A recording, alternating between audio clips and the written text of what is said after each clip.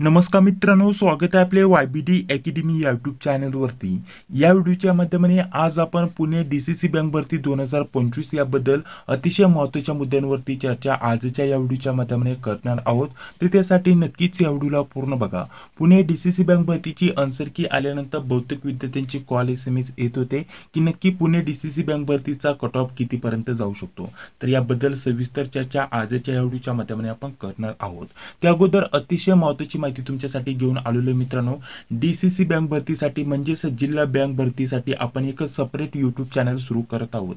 त्या चॅनलची लिंक व्हिडिओच्या डिस्क्रिप्शन बॉक्समध्ये मी उपलब्ध करून देतोय। त्या चॅनलला सबस्क्राइब करायला विसरू नका। त्यावरती आता पुणे DCC बँक भरतीची नव्याने 700 प्लस जागांसाठी पद भरती होणार आहे। तर त्यासाठी सर्व प्रश्नपत्रिकेंचं तुम्हाला सर्व जे सोल्युशन आहे ते मी तुम्हाला देणार आहे। त्याच सोबत इथून पुढे DCC बँक भरतीचं जे पण अपडेट असेल त्या सेपरेट चॅनलवरती उपलब्ध करून दिले जाईल। तर त्या चॅनलला सबस्क्राइब करायला विसरू नका। त्यावरती रेग्युलर अपडेट तुम्हाला भेटून जातील। सर्व प्रश्नपत्रिकांचं सोल्युशन वगैरे तुम्हाला सर्व क्लासेस वगैरे तिथं फ्री मध्ये तुम्हाला बघण्यासाठी भेटून जातील। तर चला या व्हिडिओच्या माध्यमाने आज आपण 2 ते 3 टॉपिक वरती सविस्तर चर्चा करणार आहोत।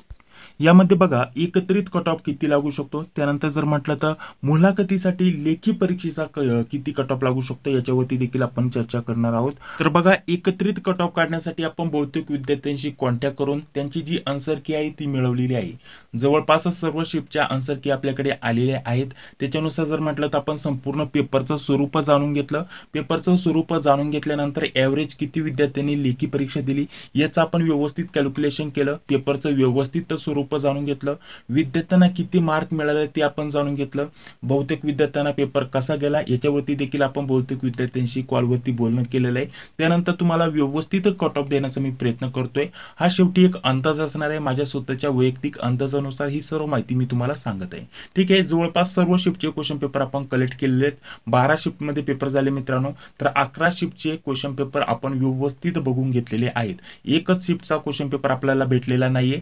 तो जर तुमच्याकडे असेल तर तुम्हाला त्या शिफ्टची माहिती तुम्हाला व्हिडिओच्या डिस्क्रिप्शन बॉक्समध्ये टाकून देतोय। कोणत्या शिफ्टचा क्वेश्चन पेपर आपल्याकडे आलेला नाहीये। जर तो कोणाकडे असेल तर तुम्हाला एक नंबर, ठीक आहे, एक व्हॉट्सअप नंबर देतो व्हिडिओच्या डिस्क्रिप्शन बॉक्समध्ये, आणि त्याच्यासोबत कोणत्या शिफ्टचा क्वेश्चन पेपर आपल्याकडे नाहीये ती तुम्हाला माहिती मी देतोय। जर कोणाकडे असेल तर कृपया त्या नंबरवरती व्हॉट्सअपवरती तुम्ही ती क्वेश्चन पेपर सेंड करू शकता, म्हणजे तुमची आन्सर की सेंड करू शकता। तर बघा, कट ऑफ वरती चर्चा करण्याअगोदर आपल्यासाठी ही महत्त्वाची माहिती असणार आहे की टोटल जागा किती होत्या, त्या जागांसाठी एकूण कॉम्पिटिशन किती होतं, एका जागासाठी किती विद्यार्थ्यांचं कॉम्पिटिशन होतं, हे मी कसं कॅल्क्युलेशन केलेलं आहे ते देखील मी तुम्हाला सांगून घेतो। आता 2021 ला ही पद भरती आली होती, तेव्हा भरपूर अर्ज आले होते, परंतु तेव्हाची भरती असल्यामुळे बहुतेक विद्यार्थ्यांचं या पद भरतीक दुर्लक्ष होतं। त्याचसोबत जर म्हटलं तर आता काही विद्यार्थ्यांचं 2021 मध्ये त्यांनी फॉर्म भरला होता। काही विद्यार्थ्यांचं ऑलरेडी सिलेक्शन झालेलं असेल, काही विद्यार्थ्यांनी पेपर दिला नाही, काही विद्यार्थ्यांना या पदभरतीचे पेपर आता होत आहे हेच माहित नाही। एव्हरेज हे कसं आपल्याला समजतं बघा, एखादी पदभरती आली, ठीक आहे, आता DCC बँक भरतीचं रेग्युलर अपडेट मी जर म्हटलं तर 2 ते 3 वर्ष रेग्युलर आपण DCC बँक भरतीवरती काम करत आहोत। आता याच्यामध्ये जर म्हटलं तर एव्हरेज जर म्हटलं तर एका पदभरतीला 22 ते 23 हजार विद्यार्थ्यांनी अर्ज केला किंवा तेवढे विद्यार्थी परीक्षेसाठी पात्र झाले। कारण मागच्या ज्या पदभरती झाली त्याच्यामध्ये किती विद्यार्थी पात्र झाले ॲज इट इज आपण कॅल्क्युलेशन केलं होतं, आणि त्या पदभरतीचा कोणताही जर आपण व्हिडिओ टाकला त्याच्यावरती अपडेट किंवा आपण एखादा स्टडी मटेरियलचा व्हिडिओ टाकला तर त्याच्यावरती एव्हरेज जर म्हटलं तर 15 ते 16 हजार व्ह्यूज यायचे। म्हणजे जेव्हा जर विचार केला तर 22 ते 23 हजार विद्यार्थी पात्र होते लेखी परीक्षेसाठी, तेवढे विद्यार्थी लेखी परीक्षा देणार होते। त्याचे व्ह्यूज जर म्हटलं तर 12 ते 13 किंवा 15 हजारच्या दरम्यानमध्ये यायचे। परंतु आता जर म्हटलं तर पुणे DCC बँक भरतीचा तुम्ही कोणताही क्लासचा व्हिडिओ बघा, अपडेटचा व्हिडिओ बघा, माझंच नव्हे तर दुसऱ्या चॅनलचा देखील तुम्ही बघितला तर तुम्ही त्याच्यावरती बघू शकता 5 ते 6 हजार जास्तीत जास्त व्ह्यूज गेलेले आहेत। आणि यामध्ये एव्हरेज जर विचार केला तर जास्तीत जास्त 7,000 तुम्ही पकडू शकता। ठीक आहे, एवढेच व्ह्यूज गेले, जास्त व्ह्यूज गेलेले नाहीत। त्याच्यानुसार जर म्हटलं तर माझ्या स्वतःच्या वैयक्तिक अंदाजानुसार जर म्हटलं तर लेखी परीक्षा जास्त विद्यार्थ्यांनी दिलेले नाहीये। 8,000 जर पकडले तर आपल्याला एका जागासाठी जर म्हटलं तर 22 विद्यार्थ्यांचं आपल्याला कॉम्पिटिशन होतं। जास्तीत जास्त 10,000 जरी पकडले तर आपल्याला 28 मुलांशी कॉम्पिटिशन करायचं होतं एका जागेसाठी। ठीक आहे, एव्हरेज जर म्हटलं तर 10,000 प्लस जरी पकडलं तर 30 ते 35 आपल्याला मुलांशी कॉम्पिटिशन करायचं होतं असं म्हणायला म्हणायला हरकत नाही. याच्यावरती जास्त कॉम्पिटिशन नव्हतं, म्हणजे 30 विद्यार्थ्यांपैकी एका विद्यार्थ्याचं सिलेक्शन होणार असं आपल्याला म्हणायला हरकत नाही. हा एक ॲव्हरेज आपण आकडा इथं पकडलेला आहे. माझा अंदाजानुसार कसं कॅल्क्युलेशन केलं हे देखील तुम्हाला सांगितलं. ठीक आहे. आपल्याकडे भरपूर विद्यार्थ्यांचे कॉन्टॅक्ट नंबर असतात, भरपूर ग्रुप आहे आपले, त्याचे कोणत्या विद्यार्थ्यांनी पेपर दिले, ॲज इट इज आपण बहुतेक विद्यार्थ्यांशी संपर्क करून त्यांना पेपर कसा गेला, किती मार्क मिळाले हे देखील विचारून घेतलेलं आहे. ठीक आहे. तर बघा, आता तुम्हाला ॲव्हरेज समजून आलं की आपण किती जरी पकडलं तर एका जागेसाठी 30 विद्यार्थ्यांचं कॉम्पिटिशन होतं असं म्हणायला हरकत नाही. ठीक आहे. आता पुढे बघा, पेपरचं स्वरूप जर म्हटलं तर बहुतेक विद्यार्थ्यांशी बोलणं झालेलं आहे. पेपरचं स्वरूप जर म्हटलं तर आपल्याला मीडियम टू हार्ड म्हणायला हरकत नाही, मध्यम ते अवघड या स्वरूपामध्ये पेपरचं स्वरूप होतं. जास्त सोपाही पेपर नव्हता. ठीक आहे. त्याच्यानुसार आपला कट ऑफ किती लागू शकतो. आता सर्वात महत्त्वाचं, या पेजवरती आपल्याला सर्वात महत्त्वाची मी माहिती उपलब्ध करून दिलेली आहे. पुन्हा एकदा सांगतो, पुणे DCC बँक भरतीची पुन्हा एकदा नव्याने पदभरती होणार आहे मित्रांनो. 700+ जागा असणार आहे. त्याच्यामुळे तुम्ही काळजी करू नका. व्यवस्थित जर हाच अभ्यास करत राहिला तरी तुम्हाला एका वर्षामध्ये पुन्हा सिलेक्ट व्हायचं इथं चान्स असणार आहे मित्रांनो. ठीक आहे. म्हणजे याच वर्षी पुणे DCC बँक भरतीमध्ये आपल्याला नवीन जाहिरात आलेली बघण्यासाठी भेटेल. परंतु ॲव्हरेज जर म्हटलं तर 1 वर्ष तुम्ही पुढील भरतीला कालावधीला इथं पकडू शकता. आता या पदभरतीचा निकाल कधी लागू शकतो, मुलाखत कधी होऊ शकते, फायनल सिलेक्शन लिस्ट कधीपर्यंत लागू शकतो, याचं देखील मी तुम्हाला अंदाज पुढे सांगणार आहे. ठीक आहे. तर बघा, आता यामध्ये किती मार्कांवरती सिलेक्शन होऊ शकतो तर यावरती आपण बोलणार आहोत. आता हे जे मार्क आहेत ते आपल्याला मुलाखतीसाठी आपल्याला सिलेक्ट होण्यासाठी इथं मी पर्सेंटेज दिलेले आहेत. आता यामध्ये ज्या पण विद्यार्थ्यांना, तर हे सर्व कॅल्क्युलेशन मी करून सांगत आहे मित्रांनो. हा स्वतःचा पुन्हा एकदा सांगतो वैयक्तिक अंदाज आहे. एवढंच लागेल असं काही नाही, परंतु माझ्या एक अंदाजानुसार एवढंच लागायला पाहिजे. ठीक आहे.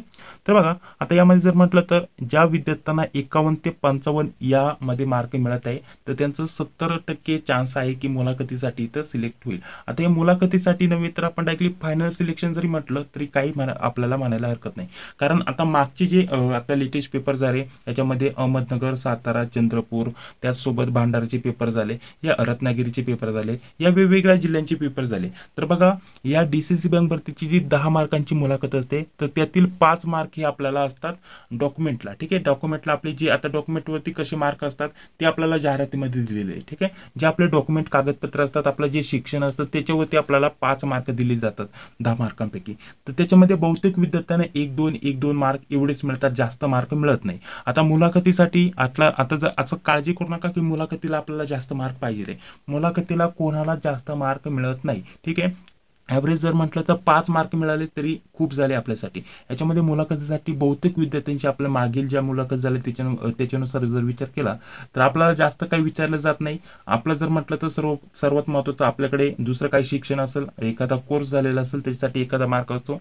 तर ॲव्हरेज जर म्हटलं तर आपल्याला टायपिंग वगैरे शिक्षण झालं असेल तर याला 1-2 मार्क मिळतात. म्हणजे डॉक्युमेंटला आपल्याला 1-2 मार्क मिळाले बस झाले. आणि बाकीचे जे 5 मार्क आहे ते 5 मार्क आपलं जे बोलणं चालणं आहे, कम्युनिकेशन स्किल आहे ते कसं आहे त्याच्यावरती आपल्याला मिळतात. आपलं बोलण्याचा स्वभाव कसा आहे, ठीक आहे, आपल्याला एखादी सांगण्याची पद्धत कशी आहे, ठीक आहे, तर याच्यावरती आपल्याला 5 मार्क दिले जातात. आणि तिथे देखील जास्त मार्क मिळत नाही, 1-2 मार्क आपल्याला मिळतात. म्हणजे मुलाखतीला जास्तीत जास्त तुम्हाला 3 ते 5 मार्क मिळाले तरी तुमचं इथं यामध्येच आपलं माझ्या अंदाजानुसार सिलेक्शन व्हायला पाहिजे. आता मुलाखतीचे आणि एकत्रित मी तुम्हाला स्वरूप समजून सांगतोय. तुम्हाला समजून आलं, मुलाखतीला जास्त मार्क मिळत नाही, 3 ते 5 मार्क मिळाले खूप झाले 10 पैकी तुम्हाला. ठीक आहे. आणि एवढेच मार्क मिळतात, 5 पेक्षा जास्त खूप कमी विद्यार्थ्यांना मार्क मुलाखतीला दिले जातात. त्याच्यामुळे काळजी करू नका, मुलाखतीचं एवढं काही महत्त्वाचं नाहीये, लेखी परीक्षेचं महत्त्वाचं आहे. आणि याच मार्कांवरती तुमचं फायनल सिलेक्शन व्हायला पाहिजे असं देखील म्हणायला हरकत नाही. तर बघा, आता 100% सिलेक्शन जर म्हटलं तर ज्या पण विद्यार्थ्यांना 65+ मार्क असतील त्यांचं डोळं दाखवून इथं सिलेक्शन व्हायलाच पाहिजे असा माझा अंदाज आहे. त्यांच्या पुढे जर म्हटलं तर 60 ते 65 या दरम्यानमध्ये जे पण विद्यार्थी असतील त्यांचं जर म्हटलं तर 95% सिलेक्शन व्हायला पाहिजे. मुलाखतीचे मार्क सोडता जरी विचार केला तरी आपण एव्हरेज हे पकडून चालू शकता. मुलाखतीचे टोटल मार्क आणि हे मार्क जरी पकडले तरी काही अडचण नाही. त्यानंतर पुढे बघा, 55 ते 60 एवढी ज्या पण विद्यार्थ्यांना मार्क असतील 85% माझ्या अंदाजानुसार इथं सिलेक्शन व्हायला पाहिजे.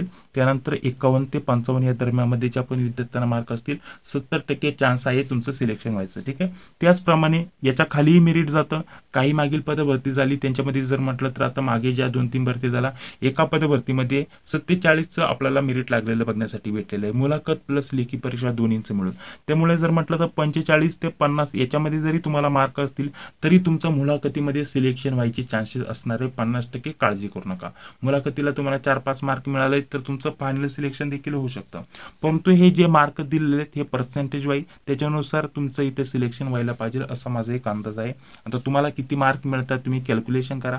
तुमचे सिलेक्शन व्हायचे किती चान्सेस असू शकतात याच्याबद्दल माझा मी इथं अंदाज मांडलेला आहे. त्याच्यानुसार तुम्ही इथं ठरवू शकता. हा फायनल इथं डायरेक्टली तुम्ही मुलाखतीचे जरी यामध्ये मार्क नाही पकडले तरी चालेल आणि तुम्हाला एवढे मार्क असेल तरी एवढे पर्सेंटेज चान्स आहे की तुमचं डायरेक्टली सिलेक्शन व्हायलाच पाहिजे. कारण मुलाखतीला पुन्हा सांगतो जास्त मार्क मिळत नाही. जास्तीत जास्त 3 ते 5 मार्क विद्यार्थ्यांना मिळतात. काही विद्यार्थ्यांना 1-2 एवढेच मार्क मिळतात. त्याच्यामुळे काळजी करू नका. ठीक आहे. हे फायनल सिलेक्शनसाठी मार्क पकडले तरी काय अडचण नाही. किती पर्सेंटेज चान्स आहे तुमचं सिलेक्शन व्हायचं हे तुम्ही इथे कॅल्क्युलेशन करू शकता मित्रांनो. ठीक आहे. बाकी जर म्हटलं तर 45 ते 50 ज्यांना मार्क आहे त्यांचं देखील सिलेक्शन होऊ शकतं. आता सांगतोय कारण फक्त 25 ते 30 विद्यार्थ्यांमध्ये एक जागा भरली जाणार आहे. त्याच्या ॲव्हरेज जर आपण काढलं तर 45 पर्यंत देखील आपलं मेरिट येऊ शकतं. काळजी करू नका. रेग्युलर अपडेट आपल्या चॅनलवरती नवीन चॅनलवरती दिलं जाईल तर त्या चॅनलला आपल्याला लवकरात लवकर जॉईन व्हायचं आहे. ठीक आहे. तर बघा आता पुढे अजून एक कॉमन प्रश्न विद्यार्थ्यांचा विचारला जात आहे की आता नक्की आता आन्सर की आली तर पुढची सिलेक्शन लिस्ट मुलाखत लिस्ट कधीपर्यंत लागू शकते. ठीक आहे. तर त्याच्यावरती आता आपण बोलूया. तर बघा मित्रांनो आता ही पद भरती लवकरात लवकर इथं पूर्ण करण्याचं काम चालू आहे. कारण अजून भरपूर जागा भरल्या जाणार आहे. लगेच नवीन जाहिरात येणार आहे. त्याच्यानुसार जर विचार केला तर आपली ही आता मुलाखत जर म्हटलं तर मुलाखतची यादी कधीपर्यंत लागू शकते.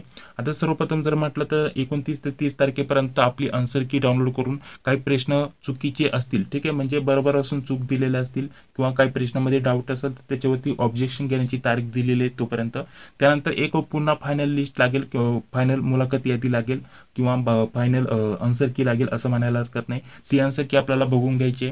त्याच्यानंतर तिथून पुढे 10 दिवस ठीक आहे म्हणजे आपल्याला सप्टेंबरच्या 10 तारखेपर्यंत जी मुलाखतीसाठी यादी आहे ती लागायला पाहिजे माझ्या अंदाजानुसार. जास्त वेळ होणार नाही. त्याच्यानंतर मुलाखत लगेच तुमची 10 दिवसामध्ये होऊन जाईल आणि 10 दिवसामध्ये मुलाखत झाल्यानंतर लगेच फायनल लिस्ट पुढच्या 10 मध्ये आपल्याला लागलेली बघण्यासाठी भेटेल. म्हणजे ॲव्हरेज 1 महिन्याचा कालावधी इथं जाऊ शकतो मित्रांनो असं म्हणायला हरकत नाही. ठीक आहे.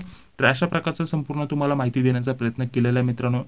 हे मार्क मुलाखत प्लस लेखी परीक्षाचे एकत्रित पकडले तरी काय अडचण नाही. तरी फायनल सिलेक्शन माझा अंदाजानुसार एवढ्याच याच्यामध्ये जाऊ शकतं मित्रांनो. कसं किती पर्सेंटेज चान्स आहे हे मी तुम्हाला सांगितलेलं आहे माझ्या अंदाजानुसार. ठीक आहे. 65 प्लस तुमचा जर स्कोअर होत असेल तर तुम्ही एकदम सेफमध्ये आहे. 60 प्लस जरी होत असेल तरी तुमचं मुलाखतीला तर 100% सिलेक्शन होणार. त्याच्यामध्ये 2-4 मार्क तुम्हाला तिथे भेटलं तुमचा स्कोअर 60 प्लस जातोय तरी तुमचं फायनल सिलेक्शन माझ्या अंदाजानुसार व्हायलाच पाहिजे. ठीक आहे. परीक्षेचं स्वरूप व्यवस्थित जाणून घेतलं सर्व काही व्यवस्थित मी बघितलेलं आहे. त्याच्यानुसार हा कट ऑफ देण्याचा प्रयत्न केलेला आहे. या व्यतिरिक्त तुमचं काय अंदाजित मत आहे ते कमेंट बॉक्समध्ये सांगायला विसरू नका. व्हिडिओ जर आवडला असेल तर लाईक करा. चॅनलवरती पहिल्यांदा आला असेल तर चॅनलला देखील सबस्क्राईब करा. आणि अजून एक महत्त्वाची गोष्ट आहे एक आन्सर की आपल्याला भेटलेली नाही आहे तर ती कोणत्या शिफ्टची जर तुमचं तेव्हा पेपर झाला असेल तर कृपया त्या नंबरवरती तुम्ही तुमची आन्सर की सेंड करायला विसरू नका. तर चला भेटूया आता पुढील व्हिडिओमध्ये. जय हिंद जय महाराष्ट्र.